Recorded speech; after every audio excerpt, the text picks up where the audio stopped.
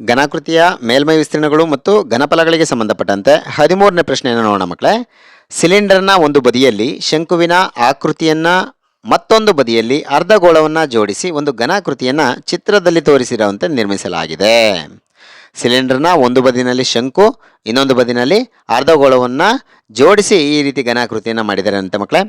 ಈ ಎಲ್ಲ ಘನಾಕೃತಿಗಳ ತ್ರಿಜ್ಯಗಳು 7 ಸೆಂಟಿಮೀಟರ್ಗೆ ಸಮನಾಗಿದೆ. ಅಂದರೆ ತ್ರಿಜ್ಯವನ್ನು ಕೊಟ್ಟಿದ್ದಾರೆ ಮಕ್ಕಳೇ 7 ಸೆಂಟಿಮೀಟರ್ ಅಂತ. ಘನಾಕೃತಿಯ ಒಟ್ಟು ಎತ್ತರ ನೋಡಿ ಮಕ್ಕಳೇ, ಇಲ್ಲಿಂದ ಇಲ್ಲಿವರೆಗೆ ಇರುವಂಥ ಎತ್ತರವನ್ನು ಕೊಟ್ಬಿಟ್ಟಿದ್ದಾರೆ ಅವರು 61 ಸೆಂಟಿಮೀಟರ್. ಮತ್ತು ಸಿಲಿಂಡರ್ನ ಎತ್ತರ 30 ಸೆಂಟಿಮೀಟರ್ ಅಂತ ಮಕ್ಕಳೇ. ಇಲ್ಲಿಂದ ಇಲ್ಲಿಗಿರುವಂತಹ ಎತ್ತರ ಎಷ್ಟು?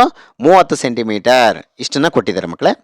ಈಗ ಪ್ರತಿ 100 ಸೆಂಟಿಮೀಟರ್ ಸ್ಕ್ವೇರ್ಗೆ 10 ರೂಪಾಯಿ ಅಂತೆ ಘನಾಕೃತಿಯ ಹೊರಭಾಗಕ್ಕೆ ಬಣ್ಣ ಹಚ್ಚಲಿಕ್ಕೆ ಎಷ್ಟು ವೆಚ್ಚ ಆಗುತ್ತೆ ಅದನ್ನು ಕಂಡುಹಿಡಿಯಿರಿ ಅಂತ ಕೇಳಿದ್ದಾರೆ. ಮತ್ತು ಈ ಘನಾಕೃತಿಯ ಘನಫಲವನ್ನು ಕಂಡುಹಿಡಿಯಿರಿ ಅಂತ ಕೇಳಿದ್ದಾರೆ ಮಕ್ಕಳೇ. ಇಲ್ಲಿ ಈ ರೀತಿ ಅಮೌಂಟ್ ಅಂತ ಕೇಳಿದಾಗ ಅದನ್ನು ನಾವು ಪಾರ್ಶ್ವ ಮೇಲ್ಮೈ ವಿಸ್ತೀರ್ಣಗಳನ್ನು ಕೂಡಿಕೊಂಡು ಪೂರ್ಣ ಮೇಲ್ಮೈ ವಿಸ್ತೀರ್ಣವನ್ನು ಕಂಡುಹಿಡ್ಕೊಳ್ತೀವಿ. ಆ ರೀತಿ ಮಾಡಬೇಕು. ಜೊತೆಗೆ ಘನಾಕೃತಿಯ ಘನಫಲವನ್ನು ಕೂಡ ನಾವಿಲ್ಲಿ ಕಂಡುಹಿಡಿಬೇಕಾಗತ್ತೆ. ಏನೇನು ಕೊಟ್ಟಿದ್ದಾರೆ ಅಂತಂದು ಬರ್ಕೊಂಡಿದ್ದೀವಿ ನೋಡಿ ಮಕ್ಕಳೇ. ಸಿಲಿಂಡರ್ನ ಎತ್ತರ HCY ಅಂತ ಬರ್ಕೊಡಿವಿ 30 ಸೆಂಟಿಮೀಟರ್ ಅಂತ ಕೊಟ್ಟಿದ್ದಾರೆ. ತ್ರಿಜ್ಯ 7 ಸೆಂಟಿಮೀಟರ್ ಅಂತ ಕೊಟ್ಟಿದ್ದಾರೆ. ಒಟ್ಟು ಎತ್ತರ ಎಷ್ಟು? 61 ಸೆಂಟಿಮೀಟರ್. ನೋಡಿ, ಈಗ ಒಟ್ಟು ಎತ್ತರವನ್ನು ಬಳಸ್ಕೊಂಡು ನಾವು ಶಂಕುವಿನ ಎತ್ತರವನ್ನು ಕಂಡುಹಿಡಿಬೋದಾ ನೋಡಿ ಮಕ್ಕಳೇ. ಶಂಕುವಿನ ಎತ್ತರವನ್ನು ಕಂಡುಹಿಡಿಬೇಕು ಅಂದರೆ ಇಲ್ಲಿಂದ ಇಲ್ಲಿವರೆಗೆ ಇರುವಂತಹ ಒಟ್ಟು ಎತ್ತರದಲ್ಲಿ ಏನನ್ನು ಕಳೆಯಬೇಕು ಮಕ್ಕಳೇ? ಸಿಲಿಂಡರ್ನು ಕಳಿಬೇಕು, ಅರ್ಧಗೋಳದ ತ್ರಿಜ್ಯವನ್ನು ಕೂಡ ಕಳಿಬೇಕು. ಇವೆರಡನ್ನು ಕಳೆದ್ರೆ ನಿಮಗೆ ಶಂಕುವಿನ ಎತ್ತರ ಸಿಗುತ್ತೆ. ಹಾಗಾದರೆ ಒಟ್ಟು ಎತ್ತರ ಮೈನಸ್ ಸಿಲಿಂಡರ್ನ ಎತ್ತರ ಪ್ಲಸ್ ಅರ್ಧಗೋಳದ ತ್ರಿಜ್ಯ ಇವೆರಡನ್ನು ಕೂಡಿಕೊಂಡು ಅದರಲ್ಲಿ ಒಟ್ಟು ಎತ್ತರದಲ್ಲಿ ಕಳಿಬೇಕು ಮಕ್ಕಳೇ. ಒಟ್ಟು ಎತ್ತರ ಎಷ್ಟು? 61 ಕೊಟ್ಟಿದ್ದಾರೆ. ಮೈನಸ್ ಸಿಲಿಂಡರ್ನ ಎತ್ತರ ಎಷ್ಟು ಮಕ್ಕಳೇ? 30. ಅರ್ಧಗೋಳದ ತ್ರಿಜ್ಯ ಎಷ್ಟು? 7. 30 ಪ್ಲಸ್ 7 37 ಬರುತ್ತೆ. 61ರಲ್ಲಿ 37ನ ಕಳೆದ್ರೆ 24 ಬರುತ್ತೆ. ದೇರ್ಫೋರ್ ಶಂಕುವಿನ ಎತ್ತರ ಎಷ್ಟು ಬರುತ್ತೆ ಮಕ್ಕಳೇ? 24 ಸೆಂಟಿಮೀಟರ್ ಬರುತ್ತೆ. ಈಗ ಶಂಕುವಿನ ಓರೆ ಎತ್ತರ ಕಂಡುಹಿಡ್ಕೊಳ್ಬೋದಾ ಮಕ್ಕಳೇ? ಶಂಕುವಿನ ಎತ್ತರ ಗೊತ್ತಿದೆಯಲ್ಲ, ಅದರಿಂದ ಮತ್ತು ತ್ರಿಜ್ಯ ಗೊತ್ತಿದೆಯಲ್ಲ, ಅವೆರಡರಿಂದ ನಾವು ಓರೆ ಎತ್ತರವನ್ನು ಕಂಡುಹಿಡಿಬೋದು. ಸೂತ್ರ ಏನು ಮಕ್ಕಳೇ? L² H² ಪ್ಲಸ್ R² ನೆನಪು ಮಾಡ್ಕೊಳ್ಳಿ. H² ಅಂತಂದರೆ 24 ಸ್ಕ್ವೇರು ಇಲ್ಲೇ ಬಂತು ಇವಾಗ. ಪ್ಲಸ್ R ಅಂದರೆ ಅವರೇ ಕೊಟ್ಬಿಟ್ಟಿದ್ದಾರೆ 7² ಅಂತ ಬರ್ಕೊಳ್ಳಿ. 24ನ ವರ್ಗ ಮಾಡಿದ್ರೆ 576 ಅಂದರೆ 24 ಇಂಟು 24 ಅಂತ ಮಾಡ್ಕೊಳ್ಳಿ ಮಕ್ಕಳೇ. ಅದರ ಆನ್ಸರು 576 ಬರುತ್ತೆ. ಪ್ಲಸ್ 7² ಅಂದರೆ 7 ಇಂಟು 7 7 7 49 ಅಂತ ಹೇಳ್ತಿರಲ್ಲ ಅದು. ಇವೆರಡನ್ನ ಕೂಡಿಸಿದ್ರೆ 625 ಬರುತ್ತೆ ಮಕ್ಕಳೇ. ಈಗ L² ಅಂದರೆ 625 ಬಂದಿರುತ್ತೆ. ನಮಗೆ ಬೇಕಾಗಿರೋದು ಏನು ಮಕ್ಕಳೇ? L ಮಾತ್ರ. ಹಾಗಾಗಿ ಈ ಸ್ಕ್ವೇರ್ನ ಈ ಕಡೆಗೆ ಶಿಫ್ಟ್ ಮಾಡಿದ್ರೆ 625ರ ಮೇಲೆ ರೂಟ್ ಬರುತ್ತೆ. L = 625ರ ವರ್ಗಮೂಲ 25. ದೇರ್ಫೋರ್ ಶಂಕುವಿನ ಓರೆ ಎತ್ತರ ಎಷ್ಟು ಮಕ್ಕಳೇ? 25 ಸೆಂಟಿಮೀಟರ್ನ ಪಡ್ಕೊಂಡಿದ್ದೀವಿ. ಈಗ ಏನು ಕಂಡುಹಿಡಿಯೋಕೆ ಕೇಳಿದ್ದಾರೆ ಅವರು? ಘನಾಕೃತಿಯ ಮೇಲ್ಮೈ ವಿಸ್ತೀರ್ಣವನ್ನು ನಾವು ಕಂಡುಹಿಡ್ಕೋಬೇಕು. ಯಾಕೆ ಅಂತಂದರೆ ಅಮೌಂಟ್ ಎಷ್ಟಾಗುತ್ತೆ ಅಂತ ಕೊಟ್ಟಿದ್ದಾರಲ್ಲ ಮಕ್ಕಳೇ, ಅಮೌಂಟನ್ನು ಕಂಡುಹಿಡಿಯಬೇಕಾಗಿರೋದ್ರಿಂದ ಪಾರ್ಶ್ವ ಮೇಲ್ಮೈ ವಿಸ್ತೀರ್ಣವನ್ನು ಎಲ್ಲಾದರೂ ಪಾರ್ಶ್ವ ಮೇಲ್ಮೈ ವಿಸ್ತೀರ್ಣವನ್ನು ಕೂಡಬೇಕಾಗತ್ತೆ ಮಕ್ಕಳೇ. ಘನಾಕೃತಿಯ ಪೂರ್ತಿ ಮೇಲ್ಮೈ ವಿಸ್ತೀರ್ಣ ಬೇಕು ಅಂದರೆ ಸಿಲಿಂಡರ್ ಆಕೃತಿಯ ಪಾರ್ಶ್ವ ಮೇಲ್ಮೈ ವಿಸ್ತೀರ್ಣ ಪ್ಲಸ್ ಶಂಕುವಿನ ಪಾರ್ಶ್ವ ಮೇಲ್ಮೈ ವಿಸ್ತೀರ್ಣ ಪ್ಲಸ್ ಅರ್ಧಗೋಳದ ಪಾರ್ಶ್ವ ಮೇಲ್ಮೈ ವಿಸ್ತೀರ್ಣವನ್ನು ಕೂಡಬೇಕು. ಸಿಲಿಂಡರ್ನ ಪಾರ್ಶ್ವ ಮೇಲ್ಮೈ ವಿಸ್ತೀರ್ಣದ ಸೂತ್ರ ಏನು? 2πRH ಪ್ಲಸ್ ಶಂಕುವಿನ ಪಾರ್ಶ್ವ ಮೇಲ್ಮೈ ವಿಸ್ತೀರ್ಣ ಸೂತ್ರ ಏನು?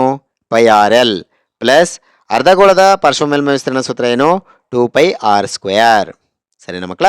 ಈಗ 2 ಹಾಗೆ ಬರ್ಕೊಂಡಿದ್ದೀವಿ. ಇಂಟು ಪೈ ಅಂದರೆ 22/7 ಇಂಟು R ಅಂದರೆ ಮಕ್ಕಳೇ 7 ಇಂಟು HCY ಅಂದರೆ ಸಿಲಿಂಡರ್ನ ಎತ್ತರ ಎಷ್ಟು? 30 ಅವರೇ ಕೊಟ್ಟಿದ್ದಾರಲ್ವ ಮಕ್ಕಳೇ, ಅದನ್ನು ಬರ್ಕೊಳ್ಳಿ. ಪ್ಲಸ್ ಈ ಪೈ ಅಂದರೆ 22/7 ಇಂಟು R ಅಂದರೆ 7 ಇಂಟು L ಓರೆ ಎತ್ತರ ಎಷ್ಟು ಬಂತು ಮಕ್ಕಳೇ? 25. ಅದನ್ನು ಇಲ್ಲಿ ಬರ್ಕೊಳ್ಳಿ.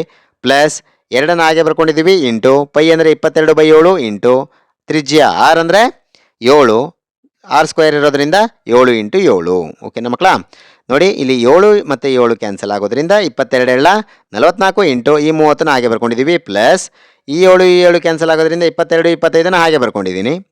ಪ್ಲಸ್ ಇಲ್ಲಿ ನೋಡಿ ಮಕ್ಕಳೇ 7 ಕ್ಯಾನ್ಸಲ್ ಆಗೋದ್ರಿಂದ 22 44 ಇಂಟು ಈ 7ನ ಹಾಗೆ ಬರ್ಕೊಂಡಿದ್ದೀವಿ. 44 ಮತ್ತು 30ನ ಗುಣಿಸಿದ್ದು 1320 ಬರುತ್ತೆ. 22 25ನ ಗುಣಿಸಿದ್ದು 550 ಬರುತ್ತೆ. 44 ಮತ್ತು 7ನ ಗುಣಿಸಿದ್ದು 308 ಬರುತ್ತೆ ಮಕ್ಕಳೇ. ಇವು ಮೂರನ್ನು ಕೂಡಿದ್ದು ಎಷ್ಟು ಬರುತ್ತೆ? 2178 ಬರುತ್ತೆ. ಸರಿನಾ ಮಕ್ಕಳ? ಈಗ ಅವ್ರು ಕೇಳಿರುವಂಥದ್ದು ಏನು ಮಕ್ಕಳೇ? ಬಣ್ಣ ಹಚ್ಚಲು ತಗುಲುವ ವೆಚ್ಚವನ್ನು ಕಂಡುಹಿಡಿಯಬೇಕು. ಈಗ ಬಣ್ಣ ಹಚ್ಚಲು ತಗುಲುವ ವೆಚ್ಚ ಅವರು ಎಷ್ಟು ಚದರ ಸೆಂಟಿಮೀಟರ್ಗೆ ಅಂತ ಕೊಟ್ಟಿದ್ದಾರೆ ಮಕ್ಕಳೇ?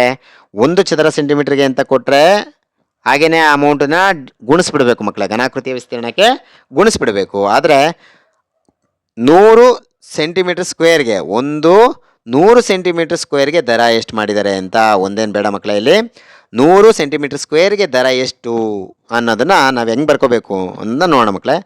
ಘನಾಕೃತಿಯ ವಿಸ್ತೀರ್ಣ ಎಷ್ಟು ಬಂದಿದೆ ನಮಗೆ? 2178 ಬಂದಿದೆ. ಅದನ್ನು ಬರ್ಕೊಳ್ಳಿ. ಇಂಟು 100 ಸೆಂಟಿಮೀಟರ್ ಸ್ಕ್ವೇರ್ಗೆ ಎಷ್ಟಂತೆ ದರ? 10 ರೂಪಾಯಿ ಅಂತೆ. ನೋಡಿ, 100 ಸೆಂಟಿಮೀಟರ್ ಸ್ಕ್ವೇರ್ಗೆ ಇಷ್ಟು ರೂಪಾಯಿ ಅಂತ ಅನ್ನೋದನ್ನು ನಾವು ಈ ರೀತಿಯೇ ಬರ್ಕೋಬೇಕು ಮಕ್ಕಳೇ. 100 ಸೆಂಟಿಮೀಟರ್ ಸ್ಕ್ವೇರ್ಗೆ 10 ರೂಪಾಯಿ. 1 ಸೆಂಟಿಮೀಟರ್ ಸ್ಕ್ವೇರ್ಗೆ 10 ರೂಪಾಯಿ ಅಂತ ಕೊಟ್ಟಿದ್ರೆ ಹಿಂಗೆ ಬರ್ಕೊಳ್ಳಿ ಮಕ್ಕಳೇ. 100 ಸೆಂಟಿಮೀಟರ್ ಸ್ಕ್ವೇರ್ಗೆ 10 ರೂಪಾಯಿ ಅಂತ ಕೊಟ್ಟರೆ ಹಿಂಗೆ ಬರ್ಕೊಳ್ಳಿ. 1000 ಸೆಂಟಿಮೀಟರ್ ಸ್ಕ್ವೇರಿಗೆ 10 ರೂಪಾಯಿ ಅಂದರೆ ಹಿಂಗೆ ಬರ್ಕೊಳ್ಳಿ. ಸರಿನಾ ಮಕ್ಕಳ? ಈ ರೀತಿ ಬರ್ಕೊಂಡು ನಾವು ಅದನ್ನು ಗುಣಿಸ್ಬೇಕು ಮಕ್ಕಳೇ. ಎಷ್ಟು ವಿಸ್ತೀರ್ಣ ಬಂದಿರುತ್ತೋ ಅದಕ್ಕೆ ಆ ರೀತಿ ಗುಣಿಸ್ಬೇಕು. ಈಗ ಇಲ್ಲೇನು ಕೊಟ್ಟಿದ್ದಾರೆ ಮಕ್ಕಳೇ? 100 ಸೆಂಟಿಮೀಟರ್ ಸ್ಕ್ವೇರ್ಗೆ ದರವನ್ನು ಕೊಟ್ಟಿದ್ದಾರೆ. ಹಾಗಾದರೆ ಅದನ್ನು ಹಿಂಗೆ ಬರ್ಕೊಳ್ಬೋದಾ? 2178 ಇಂಟು 100 ಸೆಂಟಿಮೀಟರ್ ಸ್ಕ್ವೇರ್ಗೆ 10 ರೂಪಾಯಿ ಅಂತ ಕೊಟ್ಟಿರೋದ್ರಿಂದ 100ನೇ 10 ಅಂತ ಬರ್ಕೊಳ್ತೀವಿ. = ನೋಡಿ ಮಕ್ಕಳೇ, ಸಿಂಪ್ಲಿಫಿಕೇಶನ್ ಮಾಡ್ಬೋದಾ? 0 ಕ್ಯಾನ್ಸಲ್ ಮಾಡಿದ್ರೆ, ಅಂದರೆ 10ರಿಂದ ಈ 100ನ ಕ್ಯಾನ್ಸಲ್ ಮಾಡಿದ್ರೆ 10 ಬರುತ್ತೆ. ಈ 2178 / 10 ಅಂತ ಬರ್ಕೊಳ್ತೀವಿ. ಇದನ್ನು ಕ್ಯಾನ್ಸಲ್ ಮಾಡಿದ್ರೆ ನಿಮಗೆ 217.8 ರೂಪಾಯಿ ಬರುತ್ತೆ ಮಕ್ಕಳೇ. ಟೋಟಲಾಗಿ ಬಣ್ಣ ಹಚ್ಚಲು ತಗಲುವ ವೆಚ್ಚ ಎಷ್ಟು ಮಕ್ಕಳೇ? 217.8 ರೂಪಾಯಿ. ನಂತರ ಲಾಸ್ಟಿಗೆ ಕಂಡುಹಿಡಿಬೇಕಾಗಿರೋದೇನು? ಘನಾಕೃತಿಯ ಘನಫಲವನ್ನು ಕಂಡುಹಿಡಿಯಬೇಕು. ಘನಾಕೃತಿಯ ಘನಫಲ 3 ಆಕೃತಿಗಳಿರೋದ್ರಿಂದ 3 ಆಕೃತಿಗಳ ಘನಫಲವನ್ನು ಕೂಡಬೇಕು. ಸಿಲಿಂಡರ್ನ ಘನಫಲ ಪ್ಲಸ್ ಶಂಕುವಿನ ಘನಫಲ ಪ್ಲಸ್ ಅರ್ಧಗೋಳದ ಘನಫಲ. ಸಿಲಿಂಡರ್ನ ಘನಫಲದ ಸೂತ್ರ ಏನು ಮಕ್ಕಳೇ? πr² ಪ್ಲಸ್ ಶಂಕುವಿನ ಘನಫಲದ ಸೂತ್ರ 1/3 πr² ಪ್ಲಸ್ ಅರ್ಧಗೋಳದ ಘನಫಲದ ಸೂತ್ರ 2/3 πr³. ಪೈನ ಹಾಗೆ ಬರ್ಕೊಳ್ಳಿ ಮಕ್ಕಳೇ. ಪೈನ ಬೆಲೆ 22/7 ಬರ್ಕೊಂಡಿದ್ದೀವಿ. ಇಂಟು ಆರ್ ಅಂದರೆ ಎಷ್ಟು ಮಕ್ಕಳೇ? 7. ಹಾಗಾಗಿ r² ಇರೋದ್ರಿಂದ 7 × 7 ಇಂಟು ಎತ್ತರ, ಸಿಲಿಂಡರ್ನ ಎತ್ತರ ಎಷ್ಟು ಮಕ್ಕಳೇ? 30 ಪ್ಲಸ್ 1/3 ಹಾಗೆ ಬರ್ಕೊಂಡಿದ್ದೀನಿ. ಇಂಟು ಪೈ ಅಂದರೆ 22/7 ಇಂಟು r² ಅಂದರೆ 7 × 7 HC ಅಂದರೆ 24 ಪ್ಲಸ್ 2/3ನ ಹಾಗೆ ಬರ್ಕೊಳ್ಳಿ. ಇಂಟು ಪೈ ಅಂದರೆ 22/7 ಇಂಟು r³ ಅಂದರೆ ಮಕ್ಕಳೇ 7 × 7 ಇಂಟು 7 ಅಂತ 3 ಬಾರಿ ಬರ್ಕೋಬೇಕು. ನೋಡಿ ಮಕ್ಕಳೇ, ಇಲ್ಲಿ ಯಾವ್ಯಾವ್ದು ಕ್ಯಾನ್ಸಲ್ ಆಗುತ್ತೆ? 7, ಈ 7ನ ಕ್ಯಾನ್ಸಲ್ ಮಾಡ್ಕೋಬೋದು. ಯಾವ್ದಾರು 7ನ ಕ್ಯಾನ್ಸಲ್ ಮಾಡ್ಕೋಬೋದು ಮಕ್ಕಳೇ. 22 7ನ ಗುಣಿಸಿದ 154 ಬರುತ್ತೆ. ಇಂಟು ಈ 30ನ ಹಾಗೆ ಬರ್ಕೊಂಡಿದ್ದೀವಿ. ಪ್ಲಸ್ ಇಲ್ಲಿ ನೋಡಿ ಮಕ್ಕಳೇ, 3ರಿಂದ 3 8 24 ಅಂತ ಡಿವೈಡ್ ಮಾಡ್ಬೋದಾ ಮಕ್ಕಳೇ? 3 8 24. ನೆಕ್ಸ್ಟ್ 7 7ನ ಕ್ಯಾನ್ಸಲ್ ಮಾಡಿದ್ರೆ ನೋಡಿ ಮಕ್ಕಳೇ 22 × 7 ಸರಿನಾ ಮಕ್ಕಳ? ಇವಿಷ್ಟು ಉಳ್ಕೊಳ್ಳುತ್ತೆ. ಹಾಗಾಗಿ ನೋಡಿ ಮಕ್ಕಳೇ, 22 7 ಮತ್ತು 8 ಇವಿಷ್ಟು ಉಳ್ಕೊಂಡಿದೆ. ಈಗ 22ನ ಹಾಗೆ ಬರ್ಕೊಂಡಿರೋದ್ರಿಂದ 7 ಮತ್ತು 8 8 7 56 ಬರುತ್ತೆ ಮಕ್ಕಳೇ. ಇಷ್ಟನ್ನು ಗುಣಿಸ್ಕೊಂಡಿದ್ದೀವಿ. ಪ್ಲಸ್ ಇಲ್ಲಿ ನೋಡಿ ಮಕ್ಕಳೇ, 3ರಿಂದ ಯಾವುದು ಕ್ಯಾನ್ಸಲ್ ಆಗಲ್ಲ ಅಲ್ವಾ? 7 7 ಕ್ಯಾನ್ಸಲ್ ಆಗಿರುತ್ತೆ ಮಕ್ಕಳೇ. ಯಾವ್ದಾರು ಒಂದು 7ನ ಕ್ಯಾನ್ಸಲ್ ಮಾಡಿ. ಈಗ ಉಳ್ಕೊಂಡಿರೋದನ್ನ ಬರೆಯೋಣ ಮಕ್ಕಳೇ. 22 44 ಡಿವೈಡ್ ಬೈ ಈ 3ನ ಹಾಗೆ ಬರ್ಕೊಂಡಿದ್ದೀನಿ. ಇಂಟು 7 7 49. 154ನ್ನು ಮತ್ತು 30ನ ಗುಣಿಸಿದ್ದು 4620 ಬರುತ್ತೆ. ಪ್ಲಸ್ ಇವೆರಡನ್ನ ಗುಣಿಸಿದ್ದು 1232 ಬರುತ್ತೆ. ಪ್ಲಸ್ ನೋಡಿ ಮಕ್ಕಳೇ, ಇವೆರಡನ್ನ ಗುಣಿಸಿ 3ರಿಂದ ಡಿವೈಡ್ ಮಾಡೋಂಗೆ ಬರ್ಕೊಂಡಿದ್ದೀವಿ ಮಕ್ಕಳೇ. 44 × 49ನ ಗುಣಿಸಿದ್ದು 2156 ಬಂತು ಡಿವೈಡ್ ಬೈ 3. ಈಗ ನೋಡಿ ಮಕ್ಕಳೇ, ಇವೆರಡನ್ನ ಆ್ಯಡ್ ಮಾಡಿಬಿಟ್ಟಿದ್ದೀವಿ. 5852 ಬಂದಿದೆ. ಪ್ಲಸ್ 2156ನ 3ರಿಂದ ಡಿವೈಡ್ ಮಾಡಿದರೆ 718.66 ಬಂದಿದೆ ಮಕ್ಕಳೇ. ಈಗ ಇವೆರಡನ್ನ ಕೂಡಿಸಿದ್ರೆ ಎಷ್ಟು ಬರುತ್ತೆ ಮಕ್ಕಳೇ? 6570.66 ಸೆಂಟಿಮೀಟರ್ ಕ್ಯೂಬ್. ಇದು ಘನಾಕೃತಿಯ ಘನಫಲ ಆಗಿರುತ್ತೆ ಮಕ್ಕಳೇ. ಈ ರೀತಿ ಲೆಕ್ಕಗಳನ್ನು ಮಾಡುವಂಥದ್ದು ಮಕ್ಕಳೇ. Thank you.